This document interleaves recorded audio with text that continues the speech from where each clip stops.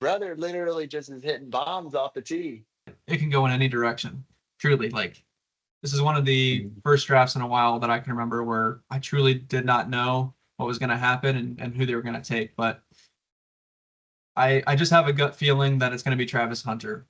I mean, Sacramento just keeps finding a way to lose, and it's like Sacramento trying to let the Suns get into that 10 spot.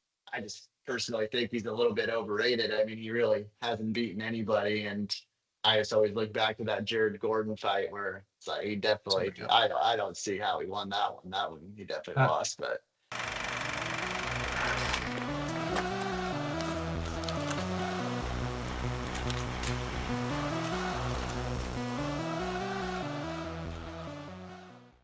Went home last weekend and got to hang out with the family and whatnot. Saw that. Me and Dylan got out and played some golf against Kyle, and Britt came along with us too. You whoop him? Yeah, me and Dylan destroyed him. Me and Dylan played Kyle, and then Brad. Me and Kyle's buddy Brad. He came kind of last second, and surprisingly though, dude, Britt's got a little bit of you in him. Brother literally just is hitting bombs off the tee. I swear. We let him hit a couple shots, but bro, he hit like there was one of them where it was like the furthest drive of the day out of all of us. I was like, that's hilarious. Where did I come from? He's like, this is my first time.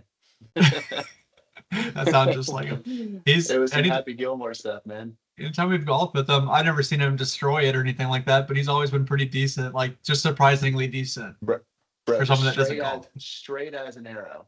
Yeah. I was like, dude, I couldn't do that if I tried. You gave me 10 shots, I couldn't hit one of them that straight. It was straight. It was so straight. It was right down the middle. He was like, this is what I've been trying to tell you guys to let me hit it. I don't know how he does it. It was a good time, though. Yeah, it was good. What about you, man? What do you all got going on right now? Just work and I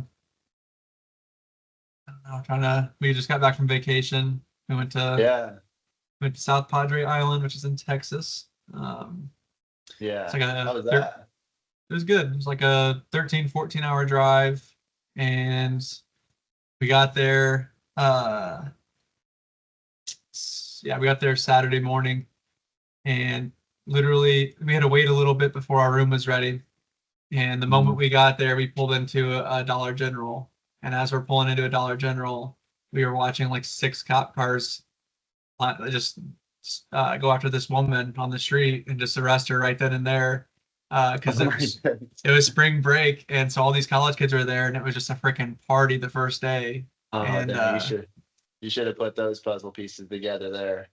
Yeah, I forget there's college kids that are showing up. So, but how far of a drive did you guys drive down there then? Yeah, I left Friday at like midnight, and it was like 13 or 14 hours worth of driving. So it's funny you say that you saw like that happen with those cops chasing down that person. We just had something similar happen at work like a couple weeks back. There was a high chase speed, this guy fleeing the cops. Like literally, it ended right in the parking lot of one of our stores. And I had it on the outside camera of the store. The guy like jumping out of his car and trying to run. The next thing you know, he just gets cut. Yeah, he gets cut off by 2 squad cars. They jump out and just like literally throw him to the ground right in front of our store. And I get a phone call from one of our team members, and she's like, everything's okay, but there's a guy that there's a high-speed chase that just ended in the parking lot, and the entrance to the parking lot's kind of blocked with police cars right now. Oh my gosh, dude. It's like, man, crazy world it is. It was a first for me. All right, well, You ready to get into all this? Yeah, man. I'll let you lead the way here, but yeah, excited to jump in on this, and got lots of things to talk about. So I'll let you jump in. We're going to cover kind of a broad range of things, sports in general. And then I hope to get into some fantasy football talk and stuff like that. But as you know, we've talked about it earlier. We're gonna jump into the NBA to start. I'm gonna run through the NBA standings real fast. Yeah. And then we'll jump through a few questions about what's going on in the NBA world. Yeah, it's the wild, wild west right now. It is a tight race down the stretch here. So Yeah, lots of interesting stuff that's going to happen here over the next week and a half or so to end the season. So let you jump into the standings. So it's crazy looking at the standings and seeing how the West for so many years just continues to you just see so many better teams. It's just so much yeah, it's deeper. just so much deeper. Yeah. All right. Well, we'll start in the West, and you've got the Thunder up at the top, already clinched. That one Yeah, seed, they're up by a mile. Having an yeah, incredible year. Rockets behind them in second. Lakers 17 and a half back on the Thunder in third. Nuggets tied with the Lakers as far as games back, but they're in fourth. yeah, Warriors in fifth, Timberwolves in sixth, and then the play-in has got the Clippers, Grizzlies, Mavericks, Kings. On the outside looking in, you've got the Phoenix Suns, the Trailblazers. Like you've got Cavaliers at the top, Celtics 5 games back, Knicks, Pacers, Pistons, Bucks. Those are your top six.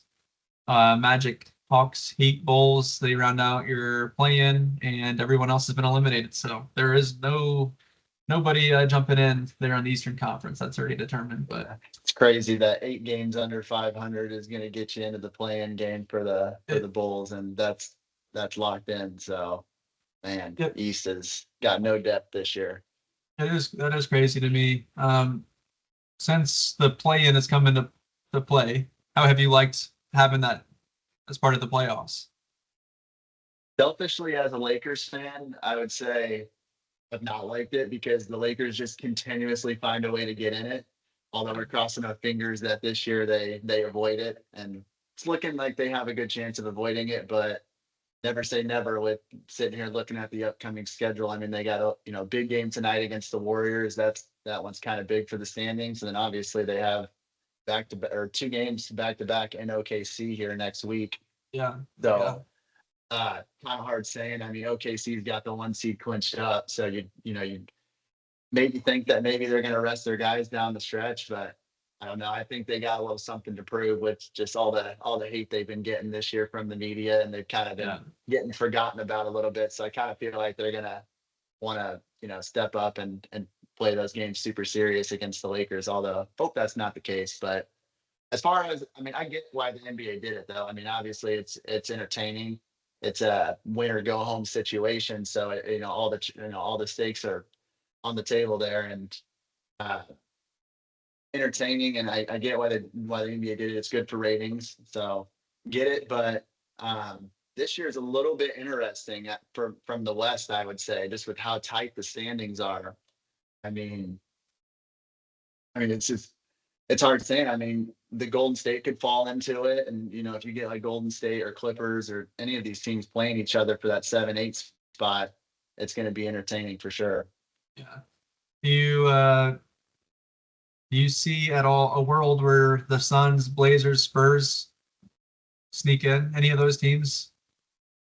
I mean, Sacramento just keeps finding a way to lose, and it's like Sacramento trying to let the Suns get into that 10 spot to have a chance to play for it. But I really don't like Phoenix's chance. Kevin Durant had the ankle sprain injury, so hard Yeah, saying if he's even going to come back. And then on top of that, you look at Phoenix's away. I mean, if the Phoenix does move into the play and they get that 10 spot, I mean their road record's absolutely horrendous. They're 12-26 on the road this year, so it's I don't know. I don't know how much I like their chances. Obviously, Dallas has had just an unfortunate season, and thank you, Nico, again for yeah, blessing us Laker fans. But feel bad for Dallas. But I mean, maybe Phoenix can give them a run. But as far as having to play the loser of that 7-8 to get in on that 8 spot, I don't really give them much of a chance personally.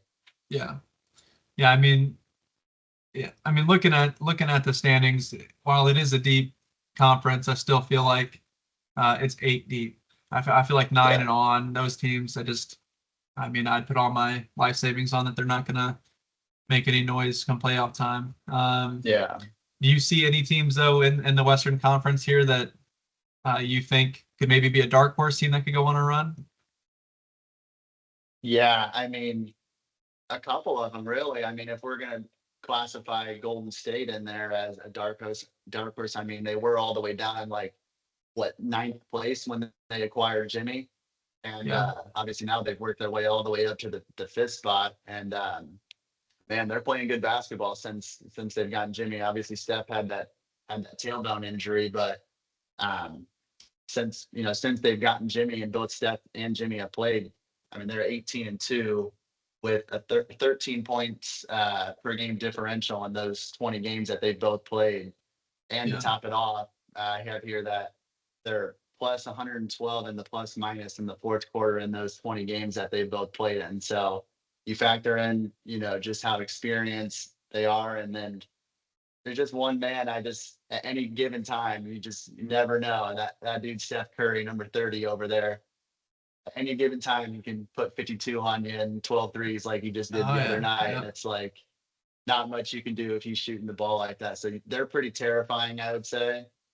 I do like the Lakers against them as a matchup, but like I said, though, I mean, you can never bet against Curry, man. I mean, he's came up small at moments in his career, but he's also came up super big in moments when it matters the most. But They're I like the Warriors as a dark horse. I hope the Lakers don't have to see him first round. That's a later in the playoff matchup I'd like to see there. Yeah, if the Lakers could avoid the Nuggets and Warriors, I'd be happy. Yeah, no doubt.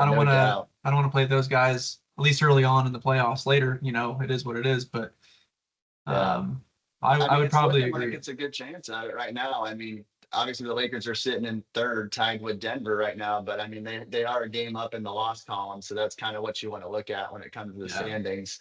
Obviously, Denver's played two more games than the Lakers, so and Denver's also got a super tough schedule down the stretch here, as the yeah, Lakers do as well. So um, definitely a good chance. You can see it in the way it does with the Lakers at the three, and then Denver, Golden State at the 4 and 5. That would kind of be best case scenario for the Lakers. I feel like get to be on the opposite side of OKC, Denver, and Golden State. yeah. Looking at the Eastern Conference, do you feel like this is a two-team race to the finals, or do you see any teams outside those top two there that could have a legitimate chance to make it? Yeah, I mean, yeah, betting favorites. Obviously, you're looking at. I mean, Boston just it's hard to imagine anybody is going to be able to beat Boston. I'm not gonna show any disrespect to the Indiana Pacers, being a Hoosier myself now.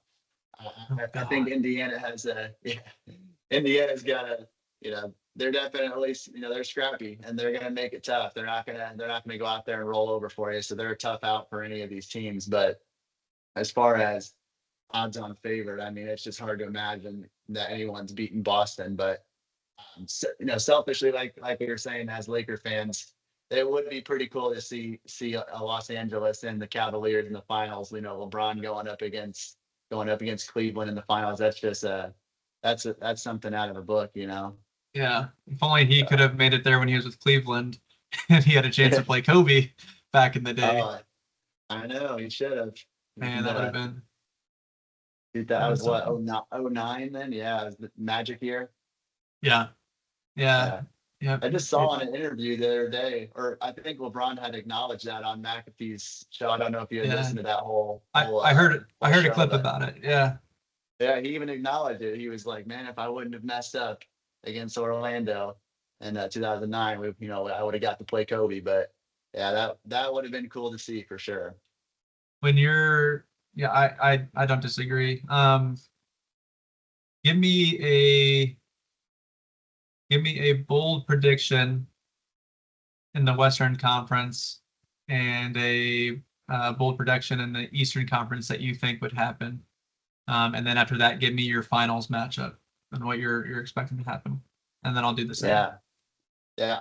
Um, Old prediction. We'll start with the West. Might be biased. Might be biased. I think it's going to completely come down to LeBron's health with for the Lakers. Obviously, since LeBron's kind of had that hamstring issue, he's kind of not looked 100%. He's definitely lost a little burst, I feel like, and his legs still aren't quite, still isn't quite under him, and his jumper's been struggling a little bit. But I do trust LeBron when it comes to the playoffs.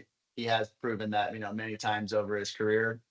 And man, I just feel like they're a mismatch for every team in the West. I know OKC's, the odds-on favorite, and they dominated this year. But the Lakers have been great against the Western Conference this year. It's been against the Eastern Conference that they've been horrendous so far this year. But um, I really think the Lakers got a good shot at getting out of the West here. I mean, like I said, I know it's biased, but because I'm a fan, but I don't know. They've been really good against the Western Conference, and we've already seen, as of last year, what Luka can do. And he's right, and he's really coming into his own, and I'm loving what I'm seeing. I know they had a little rough patch there for a couple of Yeah. games, but turned it right around and beat Memphis and Houston. So they're obviously capable of doing it. It's really going to come down to how healthy LeBron can get for the playoffs, and is he 100% or what the deal is there. But that's my prediction from the West. And as far as the East goes, like I said, I just don't see anyone beating Boston. I mean, they're just, especially with Porzingis is getting healthy and he's looking dangerous, and they're just so deep. They have too many Mhm. players that can beat you on any given night. Like I'll go read a box score after a game, and I'm like, Derek White went 1 of 15 from the field. Like that probably is Right. not a good sign. But then they won by 30. It's like they just have too many weapons and too many guys that can beat you. And um, yeah, I feel like Boston probably comes out of the East for me. I so your bold prediction is going to be that the Lakers make it to the finals. Yeah, I think it's going to be Boston and the Lakers. Okay. I mean, I obviously being a Lakers fan, that I would love to see that. I'd love to beat Boston in the finals. Um, for me, I would say my bold prediction would be the Houston Rockets are going to get upset in round one. Um, I think that they're a good young team. They've obviously turned things around, but um, I just think that they're at the beginning stages of their success as a organization right now, and turning this Yeah, around. That I think that it's going to depend on who they match up against, no um, doubt. but I could see them not making it past this first round. Um, and then out of the Western Conference, I would obviously love to see the Lakers do it, but I'm going to pick the favorites and the Thunder. Just roll with those guys.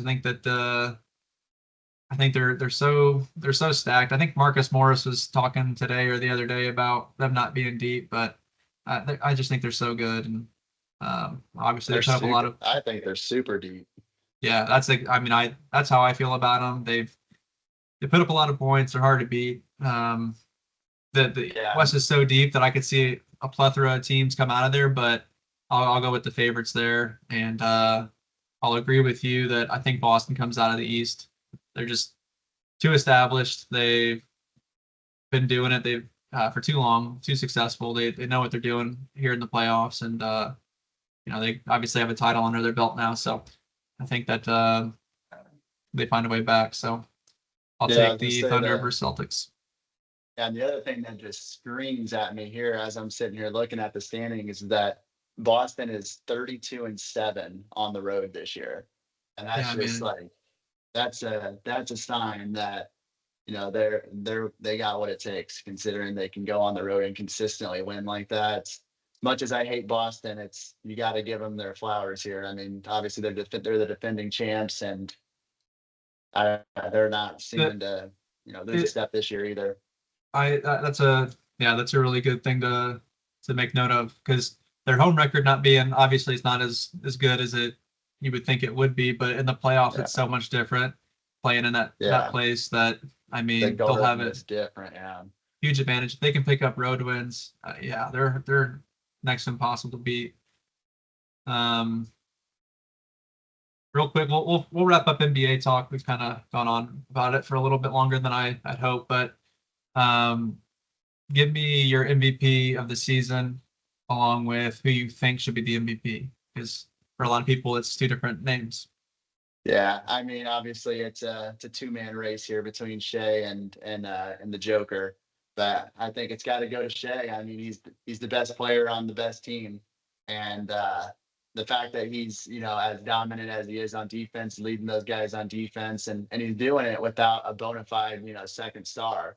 And love him, hate him, whatever. I mean, a lot of people like to complain about him, him getting a whistle all the time and whatnot, and getting sent to the free throw line as much as he does. But I mean, he's clearly the best player on that team, and he's led that team to, you know, really good results this year. So I think it's got to be SGA. Although, I will give, the Joker some flowers here because he is the first player, and if the season were to end today, he's the first player in NBA history to be top three in the NBA in points, rebounds, assists, and steals, which is just insane. And he's Yeah. so versatile, and and is just impacts the game in so many different ways. But I'm gonna go with SGA on this one. I feel like you've got between those two names, you really just I don't think there's a wrong answer. I think both of them are deserving. If they were ever going to do a co MVP, I could see them doing it with these two. With Joker, it just seems like every year he goes out and wins an MVP, but then the following year he somehow ups what he just did, and it's like you just gave him the MVP last year and he just outperformed that. So how do you not give But when at least how I feel like they typically will do MVP, like you said, best player on the best team. He's scoring the most points. It's hard not to give it to SGA there, but I think SGA will win it. But personally, I still think Joker deserves it because I think he is the most valuable individual player. But obviously the Thunder have a better record, so they're doing it with SGA. Yeah. I mean, it's a regular season award, and I think Joker's the best player in the world, but obviously, like we said, it's a regular season award, and you can't discredit anything SGA has done this year, and the Thunder have just been dominating on all facets. So you got to give them credit there. How about Rookie of the Year? Because this rookie class, we were talking about it earlier today, it's not been one of the better ones. Yeah, we don't need to be sparking up any Stephen A. LeBron, type drama here by throwing some shade at this rookie class. I'm totally kidding, but I mean, I think it's a pretty easy race here. It's got to be LeBron James Jr., man. I'm just kidding. I'm just kidding. No, it's been a weaker class, but how much did LeBron pay you to say that? It's got to be June. I mean, the odds-on overall, favorite this year is Stephen Castle. I think you can make an argument maybe for like a Zach Edey. I mean, he's been pretty valuable for Memphis, I think. But as far as favorite goes and who has the best numbers, it's Stephen Castle. His number, he's averaging 14, 3, and 4 this year, which is nothing that screams at you, but quality numbers for a rookie, and we all know how hard it is to come into the NBA and be dominant right away. Yeah. It's a process for these guys. So definitely no shade being thrown there, but definitely not also the best rookie class we've ever seen. Yeah, for sure. I would agree completely on that. I was telling you obviously earlier, looking at the class from last year, he was my favorite player coming out. That I just thought. I didn't look at him to be some superstar or anything like that. I didn't think he was going to come into the NBA and just dominate, but I thought this dude is like a perfect role player to get onto a team, especially like the Spurs. That's young. Yeah, for sure. They're building something, and I think he's performed well, about where I thought he would. So, no doubt. I think that's pretty much going to wrap up NBA talk for me this time around. Kind of got through most of it, and I'm sure next time we talk, we'll have a lot more details and figure out a lot more as far as the playoffs go. But let's shift gears. We'll go into the NFL draft, which is coming up here at the end of the month. And this is the one thing. This is probably my favorite thing, sporting event wise, out of everything that goes on in the year for every sport, including Super Bowl, including any World Series, like anything that's going on. The NFL draft has always been my favorite. I don't know why. I love it, and I love doing predictions, and that's exactly what we're gonna do. Yep, jump into it then. Yeah, so we did a little mock draft the other night, and kind of got a feel of where we're going. So we're gonna repeat that process again. We're gonna go 1 through 10, top 10 picks, and you're on the board. with the Titans. Yeah. So the Titans, I mean, there's been a lot of conversation on kind of what's the best move for the Titans. Obviously, they have Will Levis over there who's underperformed and had some extremely down bad moments. Every time we watched the Titans play last year, you see him on his knees with his hands up like this. And there were some good memes that came out Oh of it, yeah. but I do think the Titans are going to move on from Will Levis in a different direction in the quarterback position, and I feel like they'll end up taking her Cam Ward. This is a pick that the Titans originally came out and they said they wanted some generational talent. And so a lot of people kind of thought Abdul Carter was going to be the pick here. And I feel like Yeah. if I were the Titans, I'm a little surprised they didn't try to push harder to bring in a quarterback.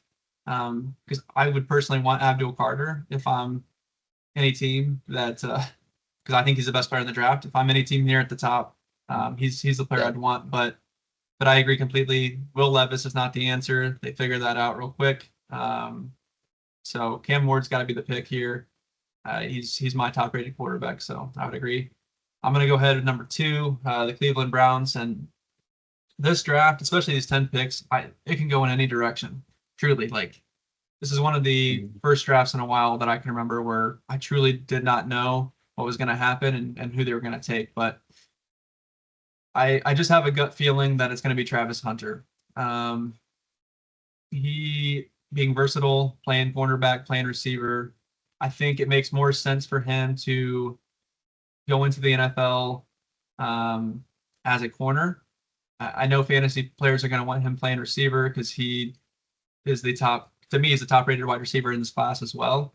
But it's harder to integrate if you were to be a wide receiver and try to integrate defensively a percentage of the snaps on that side of the ball. It's hard to plug in and do it that way, whereas it's easier to build packages around him on offense that he can be a part of while focusing on defense. So I think he's going to play corner, but you be used on the offensive side of the ball, and you just get a dynamic player with him, a guy that can play both sides of the ball. Haven't seen too many players like him, so I don't see that team passing up on him.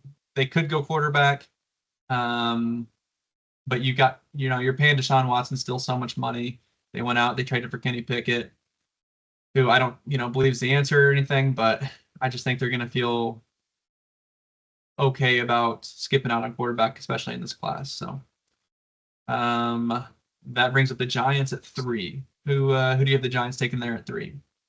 Yeah, I completely agree with you there on this top 10 going so many different ways here. I mean, it's really is hard saying. Obviously, with the Giants, they did bring in Russ, which not a huge believer in, especially at this point in his career. We're not doubting what he's done over his career, but this later into his career, I truly don't think he's the answer. And you definitely want to probably, if you're the Giants, bring somebody, a young person in under at the quarterback position that could maybe sit behind them and learn. And really, you got 2 options there. Obviously, you got Shador and Jackson Dart, but I feel like they go Shador. I also second what you said on the Abdul Carter. I feel like he is the best player in the draft, but the Giants they have to make a move at quarterback. I feel, and I think they take a big swing here and they go after Shador. Yeah, I've gone back and forth on this pick quite a bit. Because starting early on, I thought Shador was the pick for sure, and then they did sign Russ, and it concerns me a little bit when you've got a quarterback room of Russ, Jameis, and DeVito. You got 3 names right there. You bring in Shador. Obviously, at least one of those guys, they're not going to be in that room. Probably 2 of them. A good chance 2 of them are going to end up getting cut. So I've gone back and forth on whether or not they actually would pull the trigger there, but I agree with you. I feel like they kind of have to. Russ, he's an okay quarterback. I think he's an okay bridge quarterback. He showed he can still play there with Pittsburgh last year, but he's not taking you to a Super Bowl. This team's probably not going to the playoffs. They still need a lot of work. So I think Shador's a pick. You let him sit behind, you let him learn, and Yeah. And as much as we love the Jameis Winston sound bites of, him in a pregame and whatnot, and how entertaining that is, it's not a long-term solution if you're the Giants and you don't Yeah. really know for sure how, when you're going to get a top 3, top 5 pick again. No Yeah. one then could be next year, but can't take it for granted. And I just think they go quarterback here. I will say quickly on Shador, so the way I have him ranked, I do have Cam Ward ranked quite a bit higher. I think he's got just better arm talent. There's more zip to the ball when he throws it. I think he has a little bit better presence. But Shador is a pretty accurate thrower, and I think I think he can make good decisions at the next level, and I think he could figure the game out. He's obviously had people around him his whole life that know what it takes. So it won't surprise me if he's a good player, and I feel like other teams are going to pick up on that as well. And because originally I didn't have him going until a little bit later, but now really thinking about it, I think this is a spot for him. He's moved up my rankings a decent amount after watching some film on him. So we'll jump into 4. Patriots are up, and this is a spot where Abdul Carter is still on the board. They need some help on the offensive line still. They really need help at wide receiver even. But you can't pass up Abdul Carter. He's the pick here at 4. There's not much else to say. This guy is going to be wrecking offensive line and quarterbacks for a while. I kind of like the idea of him being paired in Cleveland with Myles Garrett, because when you look at what the Eagles did to the Chiefs in the playoffs, that pressure they could put on that offensive line with their pass rush, obviously it played a big part in them dominating that game. So don't be surprised if they do go Abdul Carter there at 2. But if he's there at 4, I don't see the Patriots passing on him. Yeah, I agree with you there. Obviously I think we both believe he's generational, and it definitely is a good possibility he's not there at 4, but if he is there, I don't see how you pass him up. Yeah, for sure. You go Jaguars at 5. Who are you taking there? Yeah. I go with big boy Mason Graham. I think Jacksonville really needs, help across the board. Most of these teams in the top 10 are going to need a lot of help. There's a reason why they're drafted in the top 10, but having a big presence like that in the inside, like Mason Graham, is, overall just good for the run stop, good for the defense, and he's someone that I could fall a little bit lower, but I think the Jaguars scoop him up there at 5. Yeah, I think it's a pretty safe pick too. And it makes sense for where they're at right now, what they need the most. So I would agree. That would bring up the Raiders then at 6. And originally, I had this team going with Tataroa McMillan, but the Ginty hype has kind of changed that a little bit. And them going out and getting Geno, Pete Carroll. This is not a team, even if Shador Sanders was on the board here at this point, I don't think they would go quarterback. They just extended Geno today for a couple more years. So I think that they're gonna try to bring in a player that can help them win to really turn this team around. Pete Carroll's not getting any younger, so Ashton Genty's got to be the pick here at 6. I would love for him to fall at 10, but I don't see him making it down there. So Raiders go Genty there at 6. Yeah, I agree completely. Obviously we know what Genty is, and I just think it's a good fit for him there in Vegas. And I'd be shocked if he moves, past that 6th spot. But if he is sitting there at 10 and you're the Chicago Bears, definitely taking him. Yeah, I don't see a world where you'd pass up, where they specifically would pass up on him for what they're trying to do and what they would need. Jets are up at 7. And I think this is going to be kind of a spicier pick that if we were to do this mock draft a week ago, I don't know that this player is going off the board at this point before another one, but who do you have at 7? Yeah, definitely a tough one with the Jets again, harping back. It's this top 10 really could just go so many different ways. But the Jets, it definitely could go a lot of different ways. You got Tyler Warren still sitting out there. He could be a good fit with New York, but I do think the Jets go line here. And obviously the battle for that first lineman off the board is between Membu and Campbell. But Campbell maybe had a little bit more production in college, but Membu definitely had better measurables in the combine process. Um, so it's kind of pick your poison there on you trust the tape or do you trust the measurables? And I think the Jets, I'm going to swing and say they're going to go with Membu here at 7. Yeah, I originally would have thought no way would he go before Will Campbell. But I do think there's a concern with Campbell's arm size. And I know that sounds like a silly thing, kind of like the quarterback's hand size.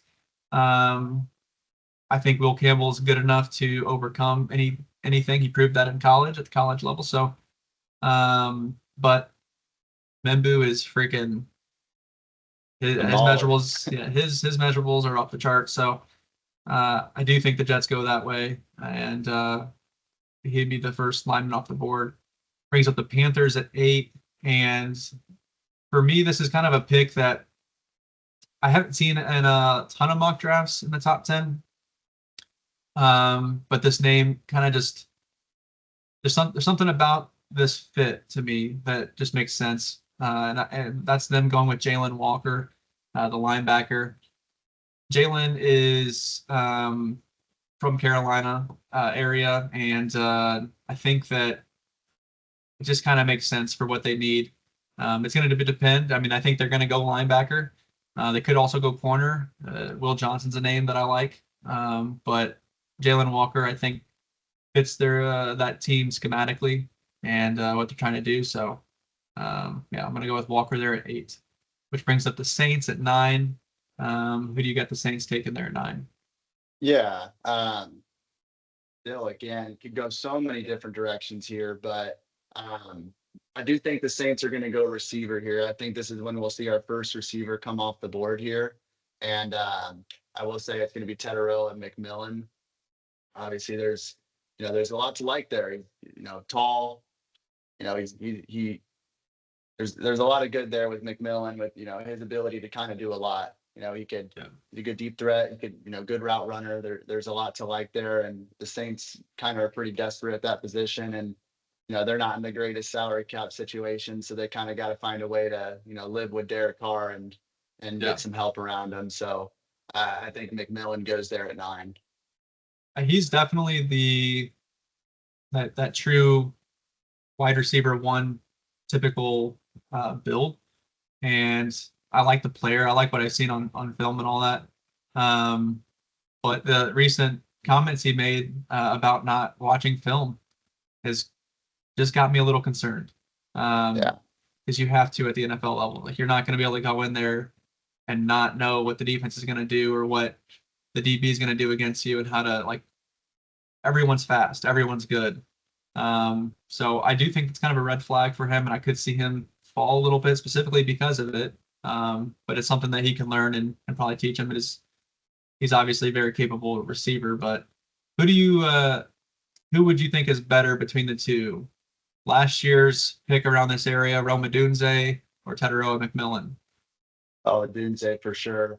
Obviously, Odunze, people were really quick after this last year to, not put him up there with the rookie receivers from last year. Obviously, it was a loaded wide receiver class last year, but obviously the circumstances are different here. Like, he wasn't going into the same situation Malik Neighbors or Brian Thomas Jr. was going into. He was going into a position with, a rookie quarterback also, and as the third option on the team. Yeah. And he still put up good numbers. I mean, what do you go, 700 yards or something? Yeah, I mean, he progressed a lot. Yeah. So I like Odunze, and I think Odunze is going to be that guy in the future. It's just it's going to take some time for him to develop, and I think this year I fully expect him to have a breakout year this year as the number 2 option, if not possibly the number 1 option. And I think there's a very strong chance Odunze goes over 1,000 yards this year. I would agree. I would definitely put McMillan behind him. I just wanted to highlight that because it kind of gives you an idea of the difference in the draft class. I think this draft class is deep, especially at running back. And I think there are a few pretty good wide receivers. One name that I thought could go to the Saints here and kind of surprise some people and possibly be taken over McMillan is a Luther Burden. Um, just because when you get the ball in that dude's hands, he is so dynamic. He could do so much. I think it kind of fits that team schematically, getting a guy like that. But I think they need a guy like McMillan personally to pair with Olave. So yeah, I do think McMillan should be the first, or I guess second if you count Hunter as a wide receiver off the board. Brings up the Bears at 10. And there's a few places they can go here. But to me, if Will Campbell is on the board, I don't see them passing him up. So I think they'll go Will Campbell here. Tyler Warren is probably the other name that I like. He would be able to add a dynamic to that offense for Ben Johnson to do a lot more in the passing game from that position. I would love to see them get Genty, but as we just said, there's a lot of depth at running back here. So you got 2 second-round picks. I think you can wait on that. I don't think you need to force a first-round pick. I've seen in some mocks that Genty's going to 6 at the Raiders and that the Bears are going for Hampton or Henderson there at 10. And I just think that's silly. There's no reason to do that. Yeah. Yeah, you So, got 2 seconds sitting there. You take a running back there, but yeah, I agree with the Campbell pick. I mean, yeah, Tyler Warren's the sexier pick for sure. And I do think Tyler Warren's going to be that guy in the NFL too. But if you're the Bears, you're sitting there looking down the barrel of a contract extension with Braxton Jones at left tackle, and Braxton Jones had injury problems and been inconsistent. And obviously, hopefully, a new system with Ben Johnson, turns that around for him this coming year. But yeah. I think Campbell's a solid pick. Brings in competition for Braxton Jones, and if you're concerned with Campbell's, arm length and wingspan and all that, he definitely could probably good chance he can transition to a guard. And with the Joe Tooney that's aging and kind of hard saying for sure how much you're going to get out of him in the future. It could be a good fit for Campbell to move to a guard position potentially in the future. Yeah. I was going to say the exact same thing. That's agree completely. I think he's versatile enough that you can move him where you need to on the line, wherever you absolutely need to have him. And I think he's a step up from Braxton Jones personally. So I think it's the smartest pick they can make. But like you said, not the sexiest pick. For sure. That wraps up the top 10. I was going to jump into some quick rankings to go over fantasy football related type stuff. Okay, so I'm going to go through my top 5 at each position for fantasy football. These rankings are obviously, for me, they change a lot, especially post-draft. I think where players end up play such a big factor in my rankings. I like players, and what I see on film, and that's kind of how I rank them. But, if a guy like Cam Scatabo goes in the 4th round and he's the 3rd string running back on a team, it looks like, obviously he's going to move down my list. But these are my top 5 quarterbacks. I won't probably spend too much time going into it. Maybe we'll do a deeper dive into fantasy football on another episode. But as we saw in the draft, we had Cam Ward go number 1. So he is my top rated quarterback for fantasy purposes. I think he gets put in a situation where he will be the starter immediately. And the rest of these guys, the way we have it, I don't think they're going to start year 1. So that puts him at the top. Below him, I've got Shadur Sanders. I think that he might be the most accurate thrower of the football in this year's class. I think it's going to take him a little bit of time, though, to get integrated, become the starter, especially if he goes to New York. So he'd still be a guy that if you are in a super flex league, he might fall down in the 1st round a little bit in those drafts. So he could be a name that could be a steal. Then I got Jackson Dart. It's my 3rd quarterback.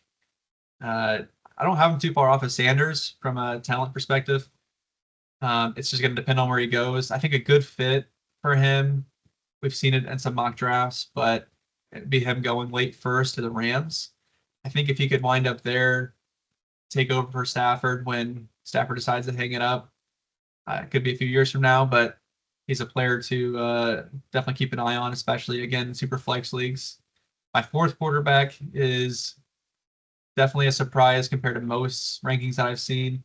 I really like Dylan Gabriel out of Oregon. He just has this presence about him where I think he can lead an offense and be a game manager. I don't look at him as having some superior arm talent by any means, but to specifically manage a game, I think if he winds up in the right place, like I could see the Saints taking him later on in the draft and him becoming the backup to Carr and possibly eventually becoming the starter there. Because I think he's better than their backups that they've got right now. So Gabriel's my fourth quarterback for fantasy purposes in a super flex league because he's not going to probably get drafted in any standard leagues. He's a name that's going to fall, but a name that you might want to take a shot on if you need a quarterback. My fifth quarterback is the one we typically see at 3 or 4 in most people's rankings. Is Jalen Milroe. Again, it's just going to depend on where he goes, what kind of opportunity he might have. He's obviously a freak athletically, but not a guy that drafting in any type of league unless it's late in a super flex league. So there's my top 5 quarterbacks. We'll go into running backs next. And I think consensus-wise, this is going to line up with most people's, but Gentry's at the top. He's my, I would call it the 1A tier. I think he's the best running back all around. He can do it all. He's got incredible contact balance, hard to bring down. He's got speed to break away. I think he possesses pretty much every trait that you need in a running back, a 3-down running back in the NFL. So he's going to come in and make an impact right away. Travion Henderson's my number 2 running back. I've kind of gone back and forth between him and Hampton. I like Henderson more just based on potential. I like his speed. I like what he can do in the right system.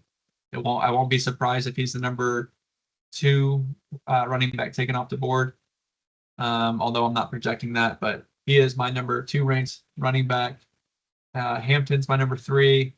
I think he's going to go to the Broncos in the first round. You and I both projected that when we did our mocks. I think it's the right fit, makes sense.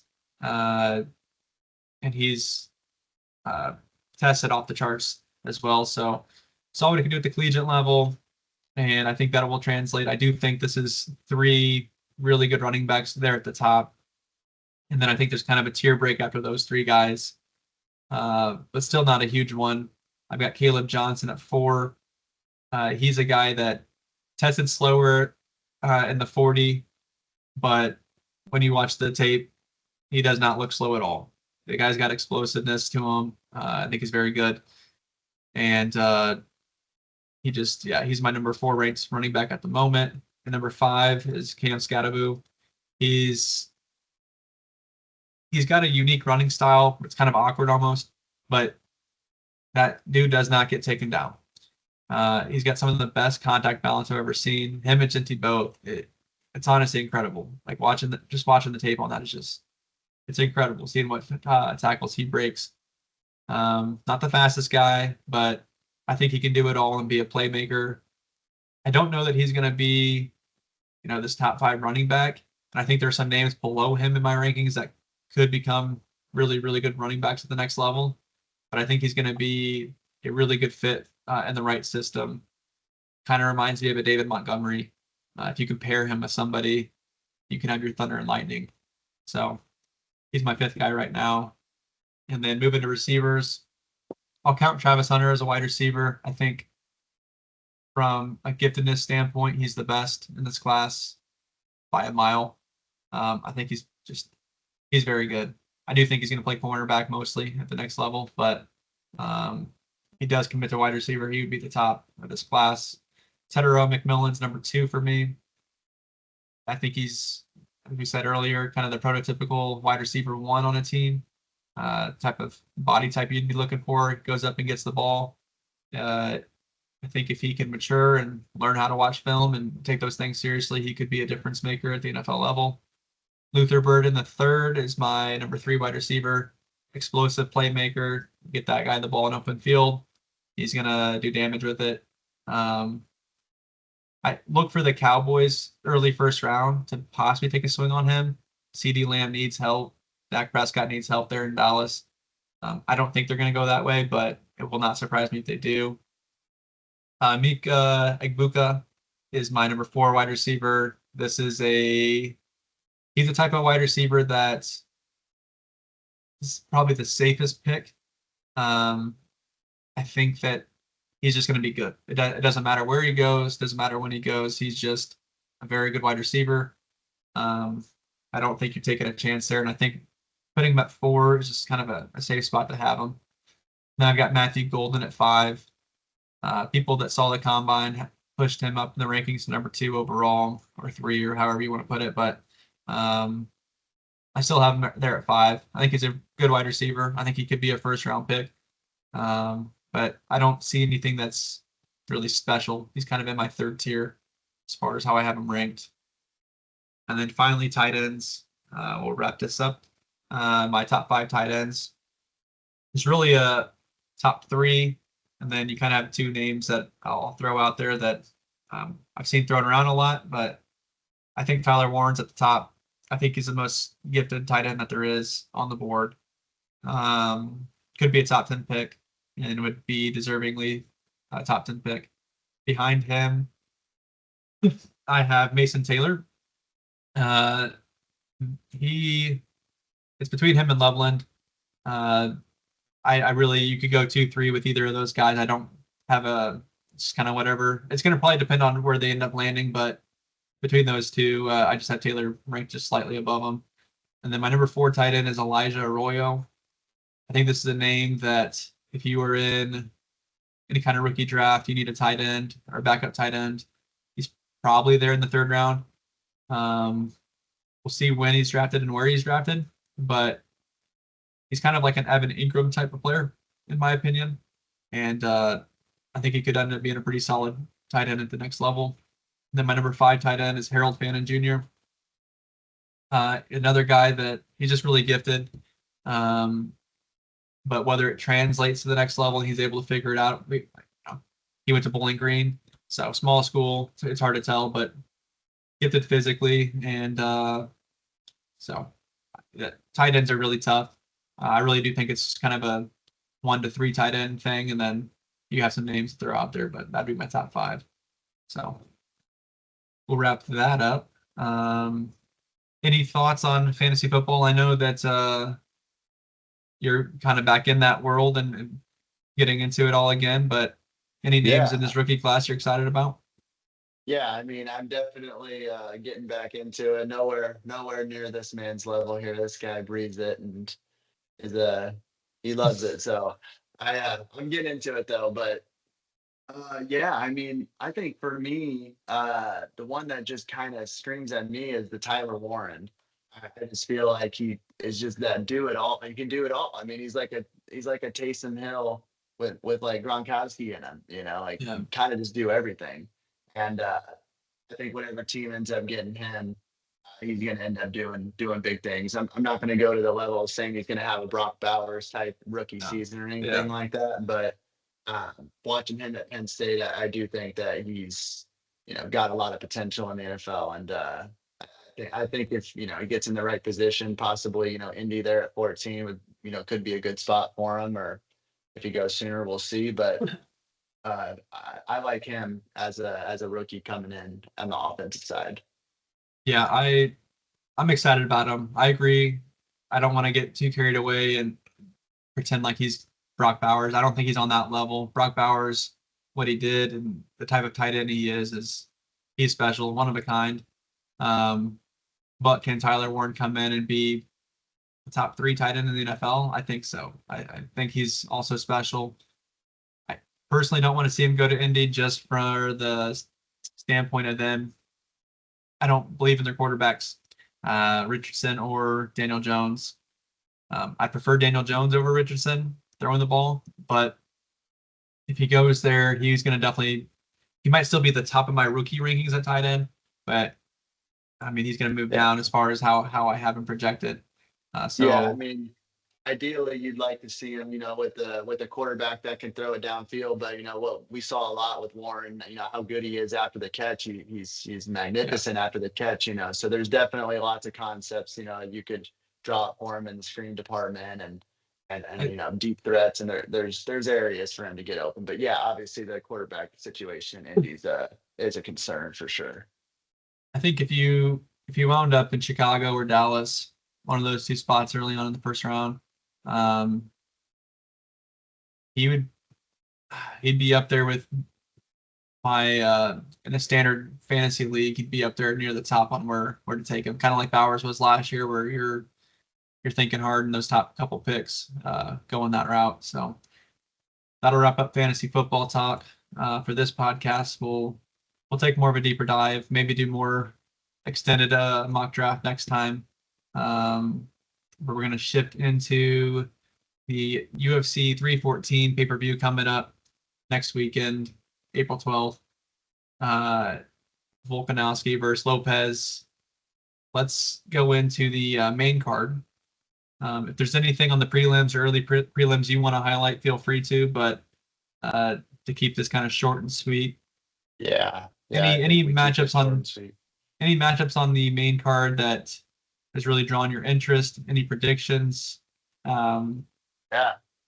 I mean, it's definitely the UFC has kind of, been in a weird position as of late. It feels like where it's kind of, losing some fans is kind of what I'm seeing here. But obviously, still lots of big fighters and big fights coming up here. So got some stuff to get you excited. But yeah, I mean, the thing that I guess I'm looking at the main card here, and the first thing that kind of comes to my mind as I'm looking here is the fact that Patty Pimblett's a favorite over Iron Michael Chandler. That just seems crazy to me. But uh, that's an exciting one. I feel like obviously Iron Mike is he's had his stumbles here and he's getting up there in age, so it's kind of hard for sure what's going to show up. But I look at Patty, and although Patty's great for the UFC and he brings a lot of fans, and and as a fight fan, a person who wants to see the sport grow and reach crazy heights, I just personally think he's a little bit overrated. I mean, he really hasn't beaten anybody, and I just always look back to that Jared Gordon fight where it's like he definitely. I don't see how he won that one. That one he definitely lost, but. Yeah, I did not have Patty winning that fight, and I agree with you. I think maybe that specific fight is where it just kind of it's burned it in a lot of people's minds that he's an overrated fighter. Um, I don't know how he's favored. I really don't think he wins this fight personally. I think Michael Chandler is still too good. He's up there in age, but I've got Chandler winning it. Pimblett could catch him, in a submission, something, but Yeah, Chandler can wrestle. I don't know. What it is. Yeah, I just feel like Chandler's too dangerous for him. I do like Chandler in this fight, to be honest, too. I think actually Chandler is gonna I could see Chandler knocking him out really in this fight. I mean, this is a pretty big step up in competition for Patty, and like I said, great for the UFC if he does great, and that's great and all, but. Uh, yeah, it mind boggles me. He's the favorite in that fight. If you would have, I wouldn't have known what the odds were, going into that fight. I would have never have guessed he was the favorite there. Yeah. You got Pitbull's making his UFC debut, correct? It is his debut, Yeah. right? How do you think he fares against Yair? I mean, again, the big step up in competition, and Yair is just absolutely dangerous. Who's favored in that fight? Yair is minus 190. I think he should be. Yeah, I would say Yair in this one. Obviously, Pitbull, same situation as Chandler, getting up there in age, and then this is no disrespect to Bellator and all that, but obviously the UFC is the premier organization in the mixed martial arts world. I like Yair in this one. I just feel like he presents too many problems, and he's just so dangerous across the board. And He's Yeah, truly a special. He's a special fighter. I know he's had some losses, but yeah, he's definitely near the top there in that division, especially as a striker. I'll take Yair in that one as well. We got to talk about my guy Bryce Mitchell. I don't know if I he's should. there's some concerns. There's some Yeah. concerns with the demon Listen, talk. listen. I love the fact that we live in a world where we can speak our minds and we can stand up for what we believe in. And I respect Bryce. I live in For sure, Arkansas. yeah. I've had the opportunity to meet Bryce. Very nice human being, and got to represent Arkansas. So I'll have his back no matter what. But Bryce Mitchell has got a tough matchup there. Yeah. And Silva, dude. This dude is a Yeah. maniac that he's going up against. Who do you have in this one?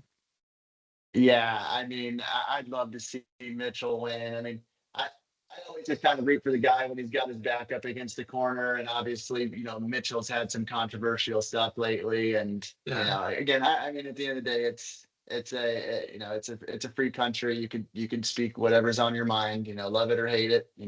That's just what it is. Yeah. And I always kind of root for the guy a little bit that's got his back back up against the wall, and everyone's kind of wanting to see him lose and all that. But man, he's got his hands full here. I mean, obviously, Silva hasn't fought the toughest competition, but I mean, he's knocking dudes out, and it's kind of a little bit reminiscent to me of when Mitchell came up against the rising Topuria, and that's kind of what this is. I just kind of have the same like gut feeling that's what we're looking at here, and time will tell, and I'm definitely hoping it's a good fight and that Mitchell pulls this one out, but I think he's got his hands full here, and I would definitely not be betting on Mitchell in this one personally. Yeah, I agree with what you said. Silva's a tough matchup. It's hard to know for sure how good he really is. Kind of worries you, especially knowing his knockout ability. Mitchell being knocked out pretty brutally by Emmett. Yeah, that could be playing a factor in his mind leading up to this fight. But I'm gonna go with Bryce. I just think he'll find a way to pull it out. But yeah, and the good news is that obviously he had that bad knockout to end it, but he did come back and get a win against Crone, and that's always good, because that's always the concern after you suffer a horrible knockout like that. Is we've seen it time and time again, and where fighters just they don't come back the same. And was glad to see Bryce come back strong and get a win and get that confidence back up again. So definitely don't rule him out here, but tough matchup for sure. it was definitely a dominant win too. That was a great fight on his part. He took care of business and got the knockout. So we'll wrap up this real quick. We're gonna finish with Volk and Lopez. Those are the four, to me, the four main fights on the main card that I really care about. So Yeah, Volkanovski versus Lopez, main event. Who do you got? it's a good one. It's definitely a good one, and Lopez is dangerous, and his last fight against Ortega was impressive. And going into that fight, that was a fight I actually liked Ortega in, but Yeah, man, Lopez is just mean, and he is. I'd love to see it. I'm a big Volk fan. I mean, what's there not to love about Volk? He's so technical. He's fun to watch. He's got a great personality, and the social media stuff's awesome that he does. So always a fan of Volk, but it's kind of the same thing we were just talking about with Mitchell. You never know how a fighter's going to come back after getting knocked out, and unfortunately, my gut just tells me that Volk has just not been the same since he, took that fight against Islam a few years back on whatever it was, 7 days notice or Yeah. whatever. Then he got head kicked in that, and I just, I don't, I love the fact that he took time off. Really got recovered, healed, coming back strong. But between that fight and then obviously the Topuria fight the last time around, it's just it's hard to imagine. It's just hard for me to feel confident in him that he's going to be able to go out there and perform. I mean, getting knocked out just changes you, and Yeah. he's unfortunately suffered 2 of them in a row now, and and it's not a great position to be in against a brawler like Lopez who's going to come at you. So could be a good matchup for Volk on the technical side, but I mean Lopez is not gonna shy away, and he's gonna press him, and he's gonna make it ugly. And I actually like Lopez by knockout in this one. Yeah, I will say Volk surprised me in the Superior fight as far as I thought he was. I thought he looked pretty good up until he didn't, up until getting caught and getting knocked out. But Yeah, I thought he fought him pretty well, and obviously the big concern is suffering that first knockout to Islam and then getting knocked out again by Ilya.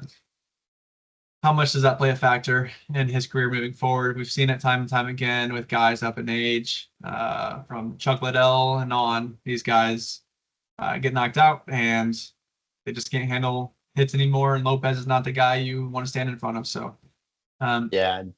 Topuria hits so hard too that it's just like I said. I'm glad he took the time off, and hopefully he's right, but it's hard to bet for it. I'm gonna, as of right now, I'm gonna still go with Volk. I have a hard time betting against him. Love him.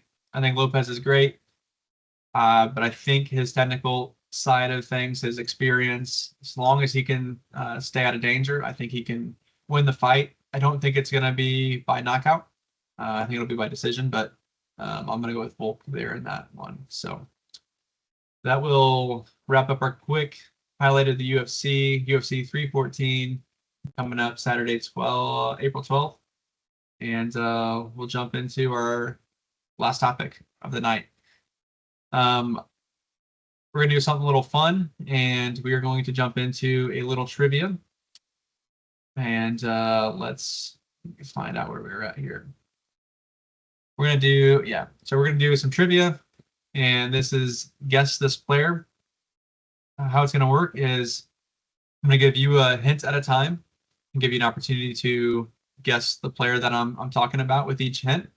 We'll see how many hints it takes for you to get it. I tried to starting out, I tried to figure out the best way to do this without making it too difficult. We'll see how it goes, but let's go. Test me, baby.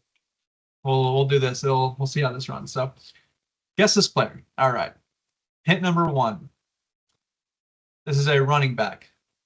We're talking NFL, and he played for 2 teams during the course of his career.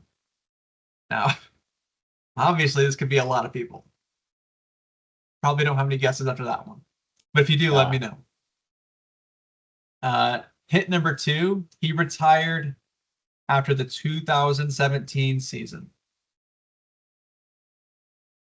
Played for 2 teams, retired in 2017. Ooh. Any guesses? I'm gonna need another one. Okay. This player, I'll add in an extra one here. He never rushed for over 10 touchdowns in a season. I think the most he rushed for was 9. But he did finish second all time in rushing for the team he was drafted by. So prolific running back, played for 2 teams, retired after the 2017 season. So you're gonna need more, and I think these last 2 hints are gonna hopefully help enough to get you to nail it. Yeah, give me 1 second here. Let's think. 2017. I'm blanking on that era right now, but give me one more hint. It's definitely hard, especially when thinking through it. He wore number 22. He wore number both teams he played for. He wore number 22. The first thing that comes, the first 22 that comes to my name, but I know it's not it, is Matt Forte. But that would be it. Oh, it is Forte. It's Forte, yeah. Hit number. Did Forte? The Jets. I thought he did. That's right. Yeah. My last hint was that he went to Tulane. Yeah, that would have gave it away. I just saw. I completely forgot that Forte played for the Jets. I've always had it in my head that he's been a lifelong Bear. Yeah, I know. If when I was looking up his stats, I was like, I knew he played for the Jets, but like it just doesn't. It does not feel that way at all. Yeah, Yeah. I saw him on doing a podcast the other day with Baker Mayfield. So kind of, Oh I yeah. was like, oh yeah, kind of forgot about Forte, dude. So Yeah, he's a good. legend, man. Yeah, he was so good. Do it all. Guy could do everything out there. Yes, he Um, could. All right, your turn. yeah, well, good deal. Let's jump into mine then. It's going to be on the NBA side, not the NFL, but first hint, same thing as yours. First couple hints are going to be kind of broad, not going to really be able to put a name to it, but just to give you some, the two hints here, we'll go. This player does currently play in the West. Um, he's played for he's played technically for 5 different teams, but you can argue it's 4. Okay. You'll understand. You'll understand in a second. Um, he's a 2-time NBA champion. Currently plays in the West. He's played for call it 4, but technically 5. Okay. 2-time NBA champion. 2-time? Yeah, 2-time. 2? Okay. What's the last hint? Uh, he's an MVP and a 4-time scoring champion. 2 times he's won the NBA finals. Yep. Plays in the West. He's currently playing. He's played for 4 teams. Yeah, Or you could say he's played for 4, or he's played technically for 5. It'll give it away probably, but he got drafted by a team that changed teams. oh, Kevin Durant. Yeah, Okay. Kevin Durant. Thank God. Technically, because he played for he got drafted by the Sonics. Yeah. And they changed to the OK City Thunder, and then he left to Golden State, and then left to Brooklyn, and then got traded to Phoenix. Yeah. So But when you first started going on, I was like, I was thinking you were, when you worded that, I was thinking it was worded in a way where it was like LeBron, where he was in Cleveland but went back to Cleveland. And so I'm like starting to like play that in my head. I'm like, but he's won more than 2. This is not LeBron. In my head, but I was gonna say 5, but then I was like, but it's like that's kind of not something like it's a trickier one there. But yeah, my last hint would have given it away to you, and that was Draymond Green famously called him the B word that did lead to his departure. Yeah, that would have helped. Yeah, the guy that Draymond Green called the B word that one time. That's awesome. So we both got it in 4. I'll take that. Not too bad. We'll yeah. I don't know how deep in the bag I'll go on guess this player in the future, but because it's hard when you don't have anything in front of you and you're just like hearing it. Yeah. Yeah, it's tough. It is definitely a little bit tougher. I mean, the Forte one was pretty easy, and I was blanking on that.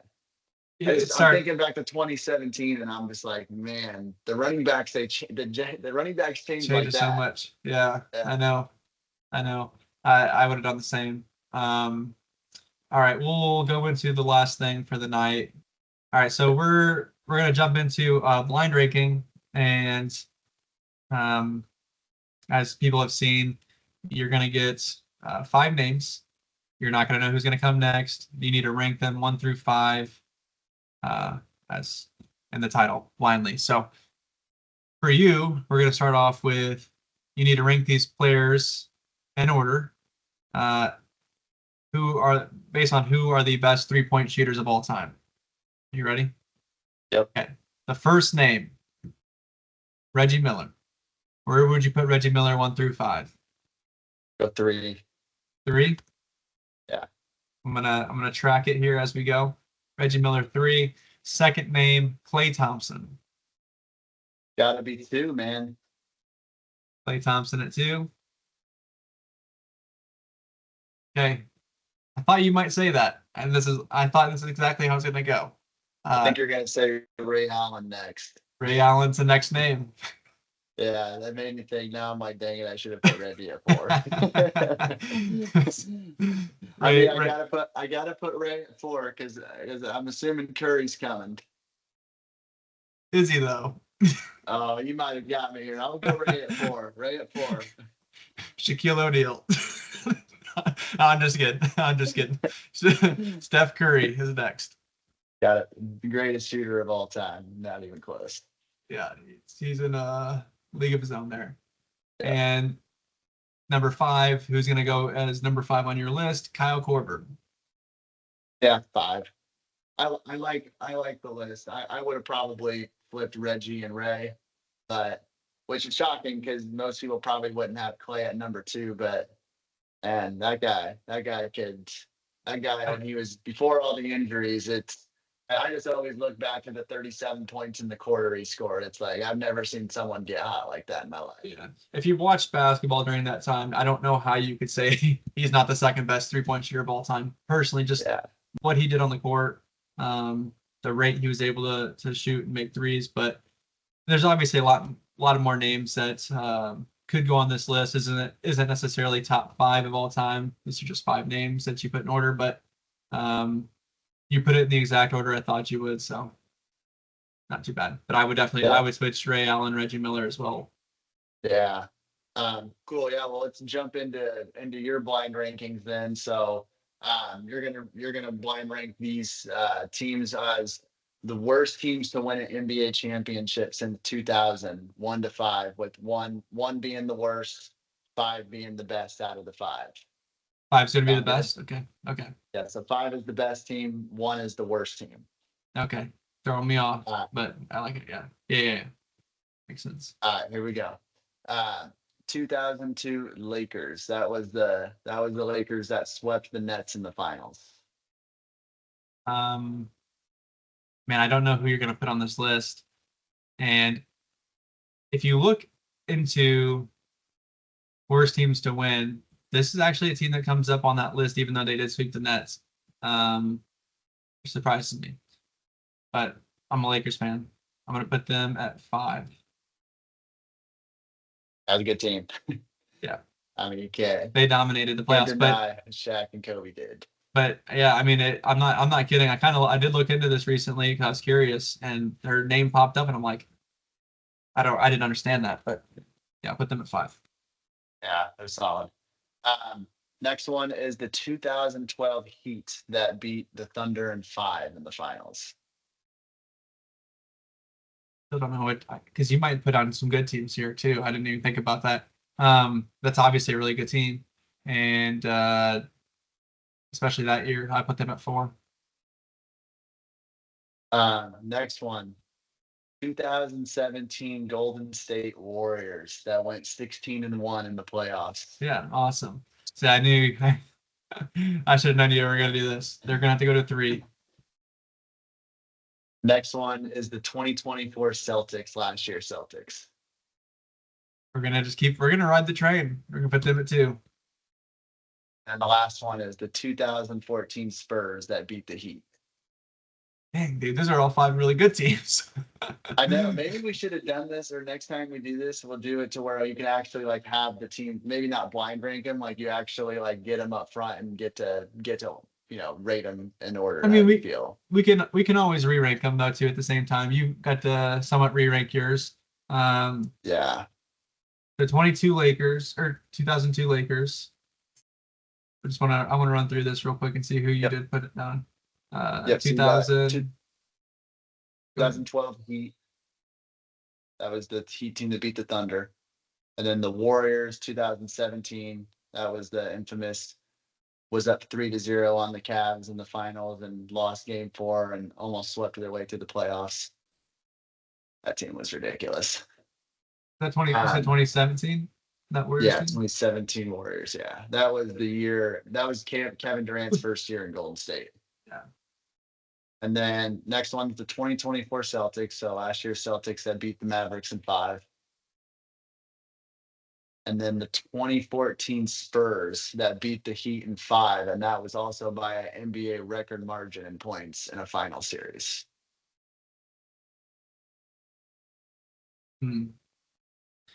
These are good. So in my mind, when we were preparing for this, I thought we would see a good team or two, and then we were going to see some pretty bad teams. That's why I went Lakers immediately at the. I thought I got it. It's got to be spicy. It's you got gotta, it was good. you got to make you think. You caught me off guard. Um, I'm gonna go Warriors 1 as far as Warriors 5 Yeah. as far as how that was ranked. That we'll do.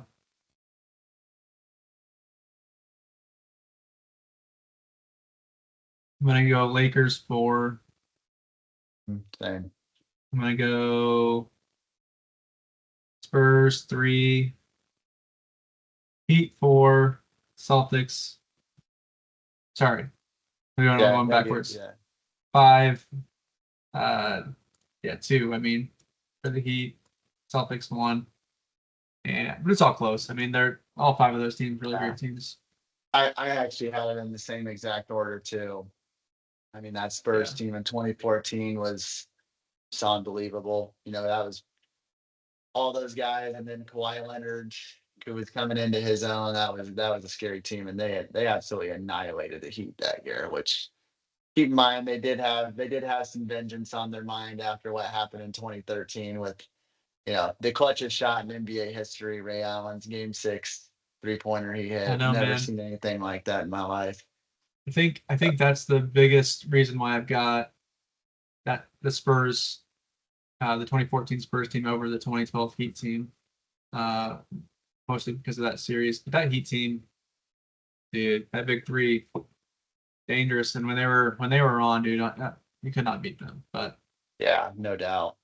Especially that 2012 year. I mean, you look back at the Eastern Conference Finals against Boston that year. That was, you know, they were down 3-2, and probably LeBron's best game he ever played. That Game 6 in Boston, we went 45-15. Just absolute masterpiece he put on that game, and you know, got it back to Cleveland in a Game 7 where they won. yeah, They did have a tough matchup there, but you know, once they got through that and got to OKC, they took care of business and beat them in 5. Yeah, they were a solid team for sure. yeah, yeah. Up until that Warriors team in 2017, I didn't look at any team that I felt like could really compete with the 72-10 Bulls that I've seen up outside of the Lakers with Shaq and Kobe. I always felt like they were a team that could compete with the Bulls team from the 90s, but then that Warriors team came about, and not even that wasn't even the season they went 73-9, was it? With Durant? No, that was the year before. Went, yeah. The year before was the year they went 73-9, and then they added Durant. I think, don't quote me, but I think they won 67 games that 2017 year. It was still a lot. Yeah, no, they were unbelievable that year, and obviously just look at what they did in the playoffs. I mean, they literally swept their way to the finals, and was up 3-0 on the Cavs that had still LeBron, Kyrie. They're the defending champs, and they annihilated them.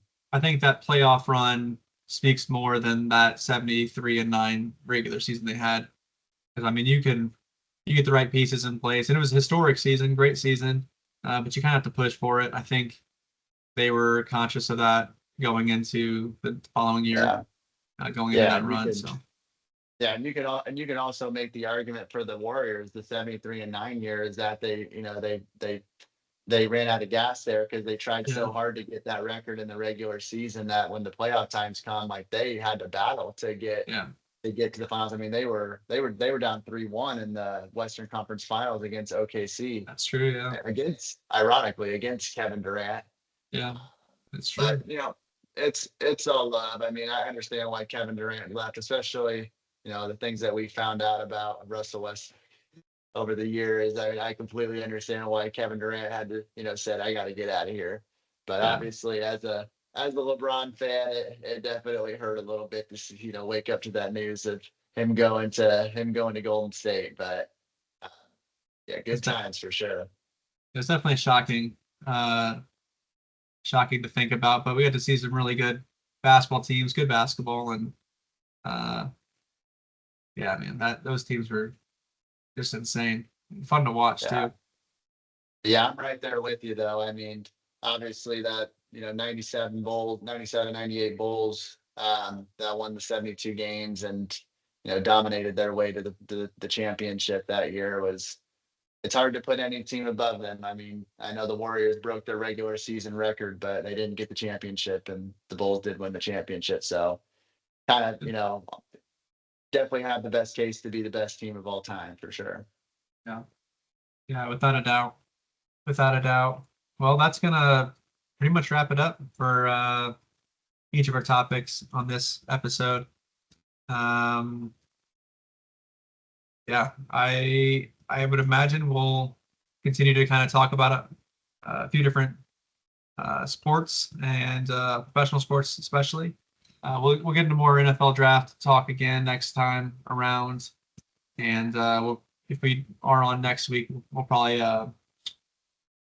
do some kind of betting segment on the UFC event if we can get it out before the main card airs or the pay-per-view airs. But until then, if anyone's watching, thank you for watching, and we'll catch you on the next one. Thanks, guys.